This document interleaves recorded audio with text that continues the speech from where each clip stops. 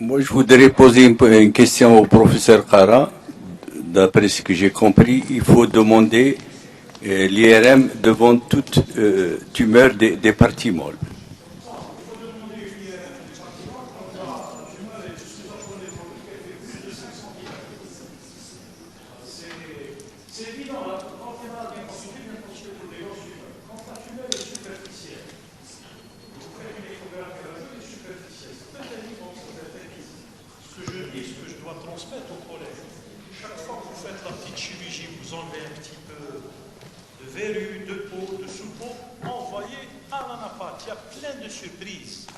Et je vous assure que vous allez trouver plein de surprises. Combien de kysts synoviaux on a fait et qui ont été refaits, on s'est retrouvé avec des tuberculoses du poignet. Vous savez que la tuberculose actuellement est en recrudescence. Donc, si vous enlevez n'importe quelle partie du corps, vous pouvez faire tout ce que vous voulez dans vos cabinets en petite chirurgie. Envoyez à l'anapath, vous allez trouver plein de surprises.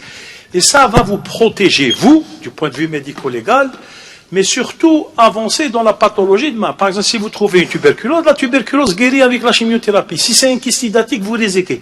Si c'est un sarcome, vous devez exiger, discuter avec les oncologues, les radiothérapeutes, parce que quand on tombe sur un sarcome des tissus mous, chose qu'on est parti pour un lipome, c'est le pronostic vital du membre qui est en jeu, et puis c'est le pronostic vital tout court.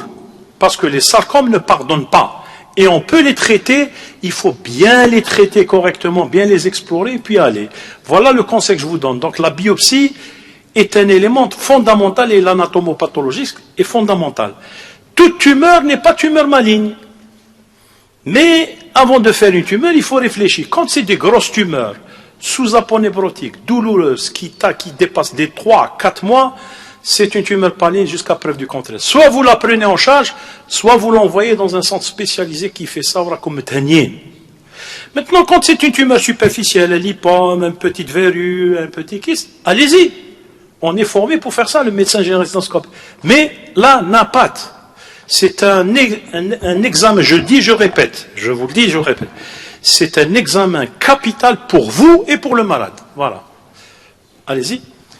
À propos de biopsie, l'idéal, comme vous l'avez bien précisé, c'est de faire une biopsie sur IRM de préférence pour ne pas tomber sur une partie nécrosée ou sur un muscle sain, une partie saine. Dans des situations où il n'y a pas d'IRM, quelle conduite à tenir? Est-ce qu'il faut faire une ponction scano-guidée ou bien une exérèse chirurgicale de préférence? Deuxième question, quelle est la conduite actuelle des kystes synoviaux? Parce qu'ils ont tendance à ponctionner. Est-ce que c'est l'idéal ou bien continuer à ouvrir et enlever le kyste synovial au niveau de la main? Je vais commencer par la deuxième question. Oui. Les kystes synoviaux, c'est une pathologie très fréquente. Les données actuellement du traitement du kyste synovial ont complètement changé. Actuellement, on ne les opère plus. On ponctionne et on met soit un peu de bétadine pour scléroser, soit un peu de corticoïdes. Mais il faut savoir où ponctionner, c'est tout. Maintenant, il y a des gens qui font de la résection du kyste synovial. Le kyste synovial, c'est comme une hernie. Il faut vraiment, si on veut éviter la récidive du kyste synovial, il faut travailler dans un milieu exsangue. Qu'est-ce que ça veut dire exsangue? Vous mettez une bande Esmark, mettez localement, il faut enlever comment dirais-je, il faut enlever cette membrane, parce que dans le kyste synovial, il y a une membrane pariétale et une membrane viscérale. C'est la membrane viscérale qui vous donne cet hyper liquide qui est le liquide synovial. Ça touche les femmes parce que c'est les femmes, il y a une brèche. Donc il faut enlever le feuillet viscéral qui est la source de la récidive. Et il faut enlever le feuillet pariétal et suturer, fermer. Vous n'avez pas de récidive. Il faut mettre une manchette plâtrée de 3 semaines de telle façon que la cicatrisation se fait et la fibrose est constituée. Si vous faites un kyste synovial avec du sang localement et ça saigne, vous ne verrez jamais ça récidive. Et c'est pour ça que dans les cabinets, vous allez retrouver Taoutouli 3 mois après. C'est parce qu'il y avait tellement de saignements que vous avez fait du n'importe quoi. Vous avez enlevé un peu de boue, un peu de kyste et vous avez refait un récidive. C'est comme ça, c'est une chirurgie qui doit être faite correctement. Mais actuellement, le kyste synovial, vous pouvez ponctionner, mettre des corticoïdes. Vous mettez ce que vous voulez comme corticoïdes. Voilà, ça c'est la première question. La deuxième question, quand on a une tumeur des parties molles qui dépasse 5 cm, le golden star des tumeurs des parties molles, c'est l'IRM. Le scanner vous montre de belles lésions, vous montre les belles lésions osseuses, mais c'est l'IRM qui va vous permettre de voir la région préopératoire. Quand vous faites un IRM la veille, le lendemain vous opérez, ce que vous voyez en préopératoire, vous allez le trouver dans l'IRM. Et c'est l'IRM qui va vous montrer les taches de nécrose de la tumeur. Si vous enlevez de la nécrose, l'anapathe, il va vous dire rien. Vous avez besoin de voir le tissu sain qui est à côté de la tumeur. C'est ça qu'on a besoin. L'anatomopathologiste a besoin de voir la tumeur, ce qui est à côté. Et c'est à partir de là qu'il fait l'anapathe. Donc quand on a la possibilité de faire l'IRM, faites votre biopsie. Maintenant, on est passé par là. On a opéré avec des échos et des scanners. C'est insuffisant. Surtout quand il s'agit de sarcome. Ça ne pardonne pas. Le sarcome a besoin de ne pas être vu. Si vous voulez l'avoir, il faut l'enlever sans le voir. Sans le voir. Là, vous avez une excision R0. Si vous partez avec une IRM, vous ne savez pas où partir, vous allez partir en R2, en R1, c'est la récidive. Donc, de préférence, c'est l'IRM. Mais quand on n'a pas l'IRM, par exemple, on est dans une région isolée, demandez de l'aide. Actuellement, il y a tous les moyens audiovisuels. Vous avez l'Internet, vous avez le Twitter, vous avez les emails, vous avez pratiquement tout. Envoyez du courrier, envoyez du courrier à n'importe qui, ils vont vous répondre. Vous envoyez les photos de l'écho, de la radio, on va vous répondre. Vous envoyez ici, on va vous répondre. Vous envoyez à l'étranger, même les gens que vous ne connaissez pas, vous rentrez dans des sites, des gens qui font ça, ils vont vous répondre. Et je préfère perdre 24 heures, une semaine à demander, que d'aller m'enfoncer dans une tumeur sans exploration, et je vais nager, je vais le payer très cher. Ce qui est très cher, c'est la récidive et les métastases. C'est ça le plus... Voilà. C'est le message que je voulais envoyer, le message numéro 1. Faites ce qu'il y a à faire, mais envoyez à l'anapathe. Il n'y a pas d'anapathe ici. Voilà les anapathes. Ils sont là. Et il faut m'aider. Vous êtes là, vous êtes anapathe? Ah non, moi je croyais qu'il y avait des anapathes. Parce que s'il y avait des anatomopathologistes, vous allez voir les surprises qu'on a. Voilà ce que je voulais dire modestement pour ce... Y a-t-il des questions? Oui? Non, je suis désolé. Ça, je vais reprendre. Il y a de ça une douzaine d'années, quand j'étais ailleurs, on ne faisait pas d'RCP. On l'a payé très cher. Pourquoi? Parce qu'on a opéré n'importe comment et on dit « Ah, moi je suis chirurgien, je vais l'enlever ». On s'est fait avoir. Le nombre de récidives, le nombre de métastases et le nombre de malades où on s'est trompé. Depuis qu'on a commencé à faire le RCP c'est, si vous voulez, on a dit qu'il fallait faire un RCP. Vous savez, le RCP, comme se fait dans un service, comme par exemple, je vous connais, vous êtes anapathe, elle est oncologue, elle est radiothérapeute, je vais vous voir, on va se faire un café. Venez me voir dans le service, ou là je viens vous voir. Si vous voulez, c'est l'amitié entre nous. On s'associe autour d'une table, autour d'une tasse de café. Elle voit là, j'ai une tumeur, comment qu'elle est. C'est comme ça qu'on commence à faire. L'RCP, il ne faut pas imposer aux gens l'RCP. Mais ils ne viennent pas parce qu'ils ont d'autres chats à fouetter. Donc le RCP, il faut être malin. Et il faut vivre la réalité algérienne, le quotidien du médecin algérien. Le quotidien du médecin algérien, j'ai un malade à te montrer qu'il qu'est-ce que tu penses de ça? Qu'est-ce que tu penses de ça? Moi, j'ai l'intention de faire ça. Et c'est comme ça, avec cette amitié entre les collègues, qu'on arrive à faire le RCP. N'attendez rien du ministère, n'attendez rien du directeur, n'attendez rien de qui que ce soit. Le RCP, si vous voulez le faire, c'est vous. Et puis, vous allez voir les résultats immédiatement. Je m'excuse, j'ai pris la parole, c'est juste pour transmettre un message. 3-4 mois après, vous allez voir tous les malades que vous avez fait en RCP, c'est des malades réfléchis, et vous n'allez pas piquer directement. Et vous allez voir les rendez-vous. La deuxième chose du RCP, c'est qu'on a de très très gros problèmes de prise en charge des rendez-vous de radiothérapie et de chimiothérapie. Quand vous avez un malade qui a été vu en RCP, au dossier, vous avez l'anapathe ici, l'oncologue ici, le chirurgien ici, le truc ici. Voilà, j'ai un synoviolosarcome, qu'est-ce que je dois faire? L'anapathe, il dit la biopsie. Où est-ce que je vais biopsie? Tourner le lien. Il dit l'oncologue, moi je ne le prends pas, c'est un synoviolosarcome monophasique, parce que j'ai tellement l'écule, je n'ai pas pour le biphasique. Juste après les résultats. Radiothérapeute, est-ce que si je l'opère en R1, vous le prenez? Oui, je le prends, je le marque dès maintenant. Et vous avez votre malade, en 2-3 mois, vous l'avez. Si vous ne faites pas d'RCP, le malade va durer 1 année, 2 années, ou quand il viendra en métastase et dépassé. Voilà pourquoi il faut faire le RCP. Deuxièmement, on ne pourra jamais faire de statistiques dans notre pays, qui est notre pays, et c'est à nous de sortir, on n'a besoin de personne. Chaque observation de cancer est une observation pour nous pour faire une étude épidémiologique de n'importe quel cancer. Et à partir de nos travaux, on peut pondre une pensée comment faire le plan cancer, dont je suis désolé, on ne nous a jamais appelé pour discuter ce plan cancer. Le plan cancer, ce n'est pas dans les bureaux et les cravates, le plan cancer, c'est sur terrain. Et moi, je te donne les chiffres. Voilà pourquoi il faut faire le RCP. Et troisièmement, chers collègues, n'oubliez pas que l'Algérien, c'est plus l'Algérien t'as les années 62. L'Algérien comprend, il est instruit, il voit la parabole. Où tu lui sauves la vie, il t'attaquera en justice si jamais tu fautes. Le RCP va vous couvrir. Voilà pourquoi il faut faire le RCP. Vas-y. Docteur, s'il vous plaît, professeur. Donc les masses tumorales, les masses des parties molles. Est-ce que le premier examen demandé est l'échographie? C'est la radio. La radio, écho? La radio tout d'abord, parce que la radio, vous pouvez la faire à Amizour, à Béjaïa, à Zawatin, à Tamelrasset, à Tébessa. C'est la radio qui va vous permettre, c'est la clinique. Oui. La radio va vous montrer si c'est une opacité et s'il y a quelque chose à l'intérieur. Donc, après l'échographie. Je parle d'un cas très précis, c'est un malade que donc j'étais obligée donc de vous la présenter. Vous l'avez opéré en janvier et on a fait 2 échos chez de radiologues connus ici à Béjaïa. Ils ont parlé d'hémangiome. Vous vous rappelez, Samia? Vous vous rappelez? Samia, oui. Et comment ça se fait qu'on est passé à côté? Et elle est restée 1 année après parce qu'il y avait une grossesse et tout. Moi, j'étais tranquille. Donc, Madame, je vous dis, oui. On a tous des défauts. On est tous occupés par autre chose. Et on a des problèmes de communication entre nous. C'est ce que je suis en train de vous dire. On passe à côté de beaucoup de malades. Et pourquoi on passe? Parce qu'on ne demande pas d'avis. On ne communique pas entre nous. Et chacun veut être roi dans son petit coin. C'est faux. Quand on a un hémangiome, on complète l'examen. Quand on ne peut pas le prendre en charge, on l'envoie chez quelqu'un qui fait ça. Ou il est dans un service, c'est ça, pour terminer le traitement. C'est des milliers de malades qui sont comme Samia. C'est des milliers de malades. Et puis, quand ça ne discute pas, auparavant, avec les hémangiomes, il ne faut pas toucher, parce que ça saigne. Ça s'opère maintenant, les hémangiomes.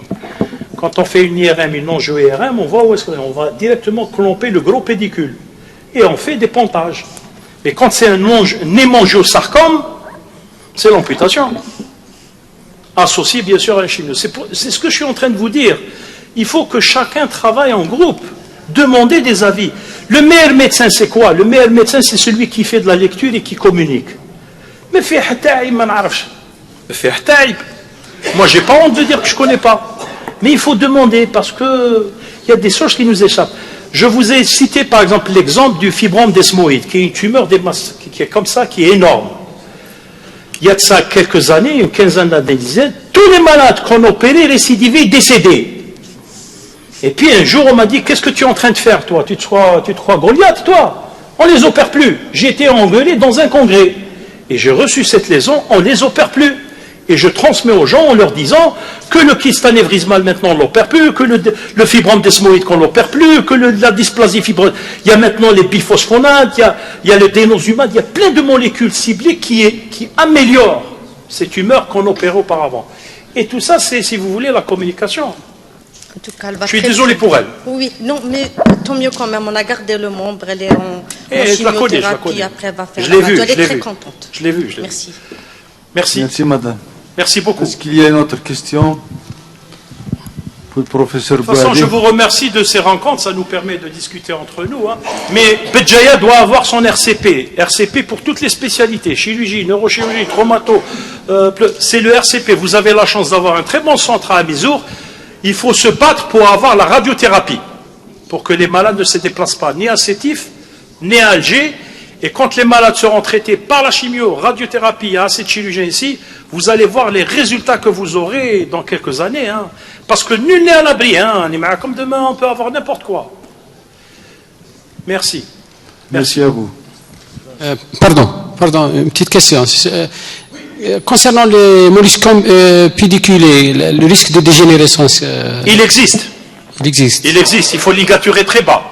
Vous savez bien que dans les molluscomes, il y a ce qu'on appelle la vascularisation tertiaire, secondaire, primaire. Il faut aller à la ligature de l'artère tertiaire, c'est la vascularisation tertiaire. Et pour aller en vascularisation tertiaire, il faut arriver jusqu'à la ponévrose. Vous êtes sûr qu'elle ne va pas récidiver? Et chez l'homme, il y a le risque de rasage, donc... Il y a toujours ce risque. Oui. Il y a toujours ce risque. Hein. Chez le coiffeur, mais vous ne oui. touchez pas tant que vous ne l'avez pas, cet humain. Vous ne touchez pas. Merci. Merci. Merci. Hein. Merci, professeur Atexara. Est-ce qu'il y a des questions pour le professeur Bouhaddi?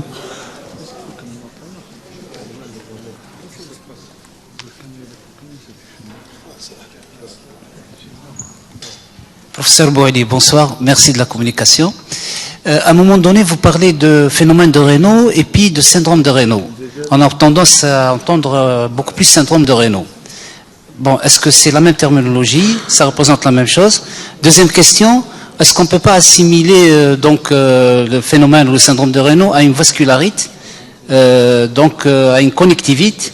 Et là, on rentre dans le même contexte que le lupus d'hier ou de ce matin.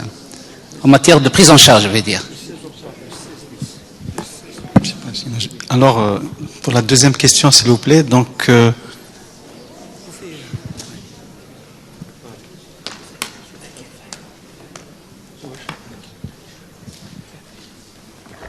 reprenez, s'il vous plaît, la deuxième question.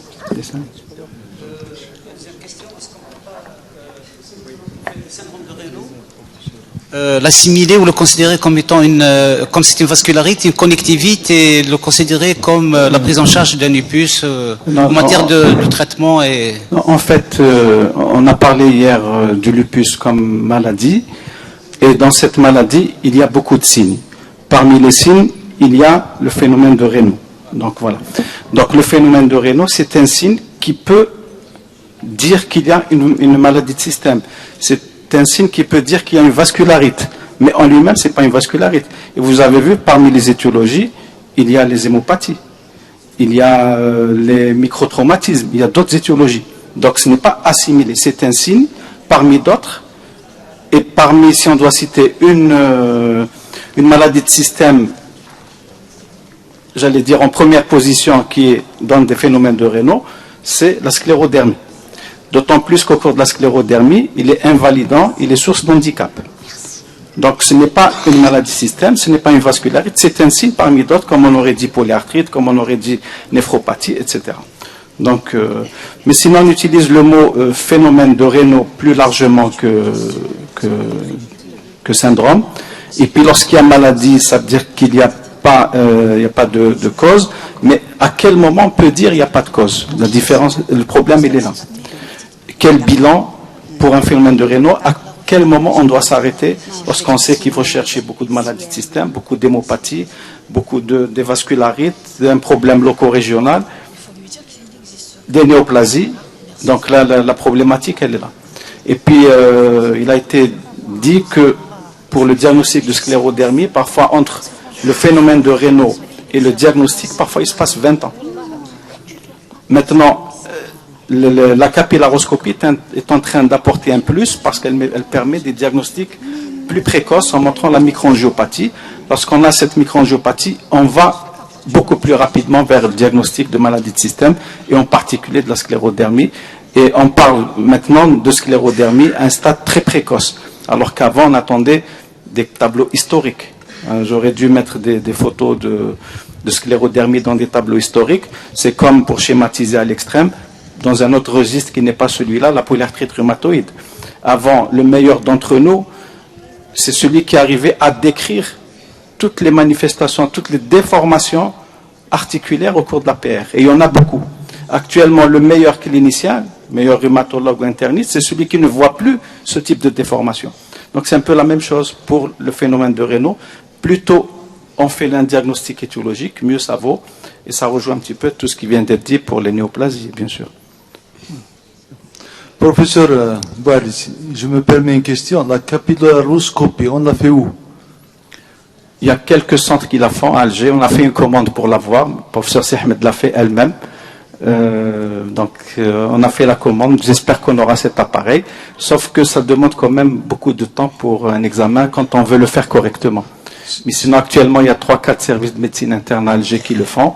Et on espère l'acquérir à Béjaïa. Le professeur Sehmed, le docteur Wael peuvent faire cet examen à Béjaïa. C'est un type de Si on a la radiographie, d'angiographie, c'est ça? Non, c'est un microscope un peu particulier, sinon c'est un microscope, un grand microscope. Voilà. Merci. S'il vous plaît. Oui. S'il vous plaît. J'ai deux questions. La première question, c'est y a-t-il une relation entre la vaccination contre l'hépatite B et le LED? Ma deuxième question, c'est qu'est-ce que l'acrocyanose? Est-ce que l'acrocyanose veut dire syndrome de Raynaud? Est-ce qu'il y a une différence entre acrocyanose et syndrome de Raynaud? Merci. Alors pour la deuxième question par rapport au lupus, c'est ça? Non, pas l'acrosyndrome. La première question, s'il vous plaît. La première question, c'est y a-t-il une relation entre la vaccination contre l'hépatite B et le lupus? Alors, à notre connaissance, il y a relation avec la sclérose en plaques. Je ne sais pas la réalité du terrain, ce qu'elle dit. On a eu quelques cas comme ça. On a même un confrère qui a... Maintenant, est-ce que c'est réel? Est-ce que c'est une coïncidence? Par rapport au lupus, à ma connaissance, on n'en parle pas. Je connais un cas qui est guéri aujourd'hui, qui a fait un lupus. Est-ce que c'est un vrai suite lupus à ou des une manifestations vaccination? systémiques? Je ne sais pas, mais elle est guérie aujourd'hui. Donc, suite à la vaccination contre l'hépatite B, elle a développé un lupus et elle en est guérie aujourd'hui. Est-ce qu'il y a une relation? Est-ce Je ne pense pas. C'est peut-être des manifestations systémiques générales, peut-être pas forcément un lupus. On l'a pas dit hier, on n'a pas parlé de physiopathologie du lupus, ça aurait complexe, mais on a dit d'étiologie inconnue. Et puis d'écrire 1, 2, 3, 10 cas, ça ne veut pas dire que qu'il y a le. On a parlé de lupus et néoplasie, de lupus athérosclérose. C'est pas parce qu'il y a 1, 2 cas, c'est peut-être une coïncidence, mais peut-être que l'avenir dira qu'il y a autre chose. Mais toute vaccination peut perturber le système immunitaire, ça c'est clair. Et ma deuxième question? La deuxième question, c'est l'acrocyanose et syndrome de Raynaud. Alors, vous m'avez piégé un petit peu parce qu'il y avait 2 diapos sur l'acrocyanose et je l'ai enlevé pour ne pas en parler. Voilà, donc j'aurais dû laisser les 2 diapos qui concernaient l'acrocyanose. L'aspect n'est pas identique, il n'y a pas les 3 phases qu'on voit. Et puis ce qui est différent, ce n'est pas au niveau capillaire. C'est la différence. Donc la sémiologie est différente. On ne retrouve pas les 3 phases avec surtout la première phase asphyxique. Donc c'est plus les autres phases qui sont là. Et puis quand on fait la capillaroscopie, ce n'est pas les mêmes territoires qui sont touchés. Mais effectivement, sur le plan pratique, parfois on a un acrosyndrome en dehors j'arrive jamais à le dire, de l'érythromélalgie. Les autres peuvent poser un problème avec un diagnostic différentiel, bien sûr. 2 entités différentes, la seule chose qui les lie, c'est que c'est des acrosyndromes, c'est-à-dire ça se passe en distalité. Voilà, sinon c'est un mécanisme physiopathologique qui est différent et on n'est pas dans la même recherche étiologique. Parce que l'essentiel, c'est la recherche étiologique. C'est bon, docteur Bali. Il y a une question du docteur Benmemoun. Allez. C'est le phénomène de Raynaud iatrogène.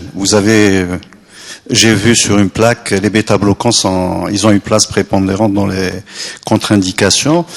Vous savez très bien, en cardiologie, le bêta-bloquant, il est pratiquement incontournable dans pas mal de pathologies. Est-ce que tous les bêta-bloquants sont égaux? Est-ce qu'il y a des bêta-bloquants qu'on peut prescrire, même si, je parle beaucoup plus des bêta-bloquants vasodilatateurs, les bêta-bloquants récents. Est-ce qu'on peut les prescrire quand il y a un phénomène de Raynaud associé? Merci. Je pense qu'on peut les prescrire. Vous savez que les bêta-bloquants, maintenant, il y a de nouvelles classes thérapeutiques, il y a de nouvelles indications qui, hier, étaient des grandes contre-indications. Prenez l'insuffisance cardiaque, vous savez mieux que moi, nous on a appris grande contre-indication des bêta-bloquants, alors qu'aujourd'hui, je pense qu'il y a indication avec les nouvelles. C'est le même problème des bêta-bloquants avec l'artériopathie oblitérante des membres inférieurs. Donc je pense qu'on peut utiliser. Je voudrais revenir un peu sur le lupus d'hier. Actuellement, il y a ce qu'on appelle la bithérapie pour le lupus. Le traitement initial, c'était la monothérapie. Ils agissaient sur une thérapie, ce qu'on appelle ciblée, sur les lymphocytes B. Actuellement, le nouveau traitement, qui est en cours, bien entendu, à l'étude en phase 2, c'est la bithérapie. Ils agissent sur 2 cibles. La première cible, c'est les lymphocytes B ou C, et la deuxième cible, c'est une cytotoxine qui est l'interféron. Avec cette nouvelle thérapie qui éventuellement sera sur le marché dans peu de temps, ils espèrent un peu améliorer l'état du patient atteint de lupus à long terme. Qu'est-ce que vous en pensez de cette... Je pense qu'on n'a pas abordé le chapitre thérapeutique. On dit que le lupus a 1000 visages. Il y a du plus bénin au plus dangereux. Oui, dans les formes sévères, oui, bien sûr. Et le traitement déjà actuel avec la corticothérapie et les immunosuppresseurs bien adaptés, bien suivis, on a de bons résultats. Et actuellement, tout ce qui est nouveau, les thérapeutiques innovantes, parce qu'elles sont ciblées, vont améliorer le pronostic, ça c'est clair. Donc déjà, j'allais dire, quand on était junior et maintenant, on constate une modification du pronostic du lupus par rapport à toutes ces nouvelles thérapeutiques. Donc, les patients ont moins peur du lupus actuellement. On a parlé du loup hier, et on a pu travailler parce qu'il n'y avait pas de loup. Et aujourd'hui, je pense que le loup, c'est un petit peu, comment dire, trouvez-moi l'expression. Je dirais, c'est comme, on l'a adopté, c'est comme, voilà, c'est ça. Il y a des loups qui sont devenus chiens et donc ils sont avec nous sans problème. Voilà. Donc le lupus a changé de visage actuellement. Est-ce qu'il y a d'autres questions? Sinon...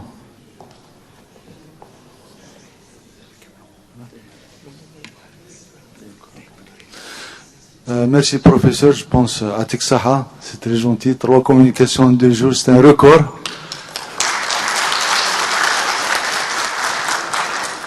En plus, demain, il va communiquer aussi apparemment. Hein. Vous voulez pas qu'il vienne à Texaha. On va patienter quelques minutes, le temps d'attendre les médecins qui ont fait l'atelier de la MAPA.